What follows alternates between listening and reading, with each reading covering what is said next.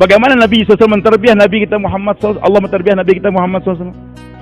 Baik hadirin, sebelum Nabi kita Muhammad SAW, Allah terbiah Nabi Musa alaihissalam.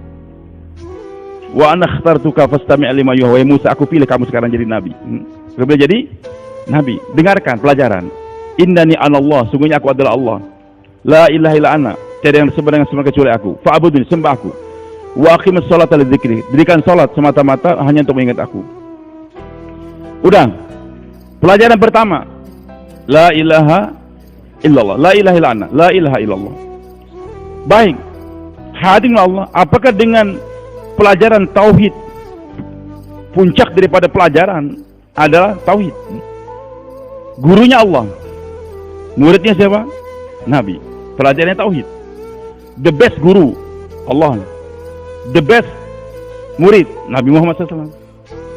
Pelajaran the best pelajaran lagi, the best lesson tauhid. Tempatnya bil wadil muqaddas, suci, steril, pakai sandal nggak boleh. Nah lantas apakah dengan dikasih pelajaran demikian langsung terhunjam itu iman di hati Nabi Musa tanpa menghinakan beliau? Maaf, beliau tinggi. Datang ujian, wa ma tilka biyaminika ya Musa, hai Musa, di tangan kanan kamu apa? Hah? Langsung beliau kata, ya aso, ya tongkatku ya Allah. Atawakkau alaihi, saya gunakan untuk berjalan. Wa ushbal gharami, saya gunakan untuk memburuk kambingku. Dengan tongkat tadi menghalau kambing atau mukul daun-daunan sehingga dimakan oleh kambing.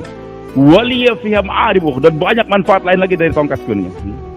Pengalaman beliau selama 10 tahun saja di rumah mertua gunakan itu tongkat. Dan tongkat, ada satu orang ulama dari Mesir mengarang khusus buku tentang tongkat Nabi Musa sebelum dan sesudah Nabi. Sebelum Nabi Musa Nabi, bagaimana tongkat beliau? Kelebihan sudah Nabi ada juga tongkat. Dan Nabi Musa berpengalaman menggunakan itu tongkat selama 10 tahun, manfaatnya besar. Bahkan itu tongkat aneh. Kalau kita punya tongkat, pukul ke batu, tongkat kita patah.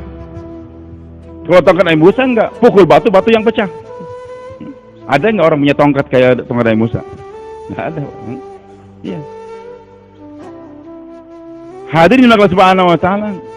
Maka beliau mengatakan waliya fiha ma'arib ukhra, banyak manfaat lain ya Allah. Padahal tadi baru belajar tauhid, la ilaha illa ana, la ilaha illallah, la nafi'a illa, belum, tidak ada memberikan manfaat kecuali aku. Ini Allah ingin menjelaskan bahwasanya kalau hanya di pesantren saja, di madrasah saja, pelajarannya tauhid, gurunya Allah, muridnya Nabi. Tapi kalau hanya belum bergerak, masih di madrasah, belum terhunjam itu iman. Belum terhunjam. Ini pelajaran daripada Allah Subhanahu wa taala. Nah, sekarang lari beliau. Waliya fiha ma'al, banyak manfaat lain. Maka untuk menanamkan secara teori itu ilmu yang Allah tanamkan tadi, wahai Musa, alqiha ya Musa, lemparkan. Alqiha itu bukan doa. Kalau doa taruh. Ini alqiha, lempar. Benda yang kamu katakan bermanfaat sekarang buang. Alqiha, buang. Maka dibuang. Jadi ular yang besar. Jadi ular. Lari Nabi Musa alaihissalam. Ya fitrah manusia. Jangankan Nabi Musa, kita aja kalau jatuh ular mungkin lari semuanya juga. Iya kan? Lari beliau. Allah katakan khudha wala tahab. Wahai Musa, jangan takut. Jangan takut, ambil. Tadi kan aku sudah ajarin la ilaha illallah, la ilaha illa ana, la dharra illa ana. Enggak ada yang memberikan manfaat, enggak ada yang memberikan kecuali Allah. Dalam teori sudah, praktek belum. Ternyata ketika praktek melihat manfaat tongkat. Dalam praktek masih takut dengan ular, lari.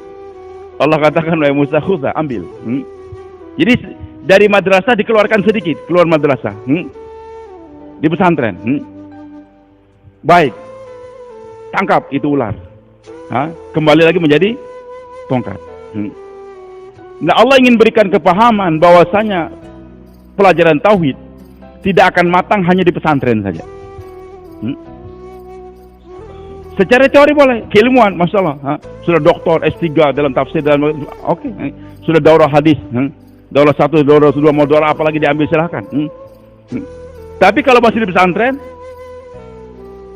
masih melihat kemanfaatan daripada kekayaan orang kaya. Kan pulang dari pesantren bingung mau bikin pondok dari mana. Ada orang kaya datang, tenang aja, saya akan biayai. Senang deh. Jenderal, kenapa? Apalagi waktu keluar. Maka santri masih terkesan dengan kekayaan orang kaya. Begitulah kalau dibentak, kalau kamu tetap pada SA, keluar.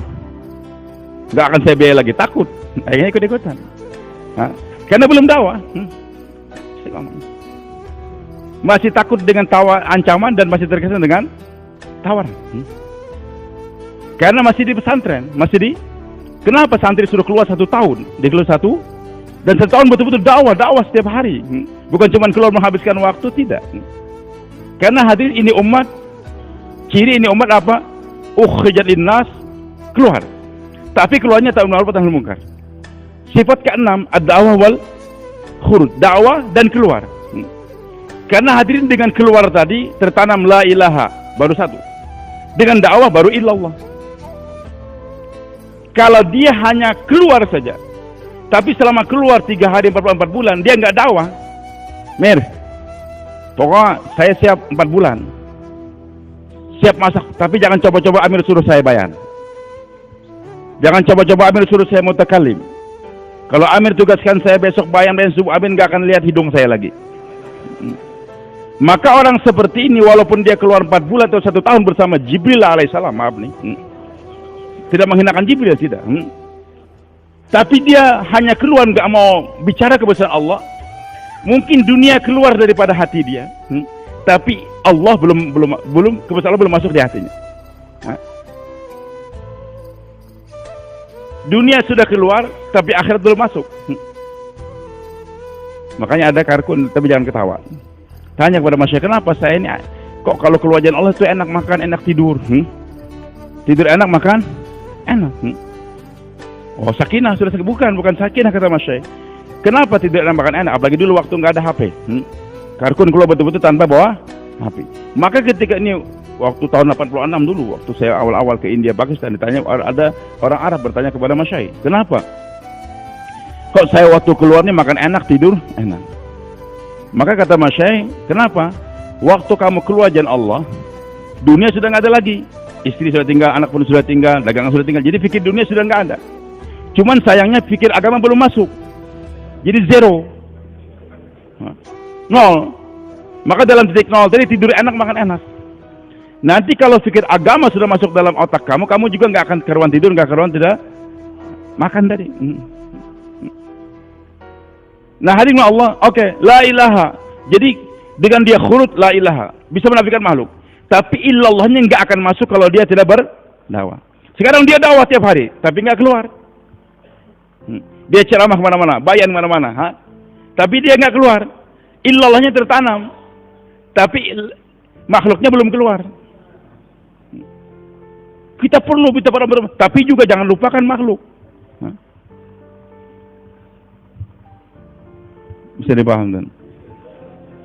Jadi tarbiyah ini umat 2. Tinggalkan madrasah, tinggalkan lingkungan, tapi di lingkungan harus berdakwah.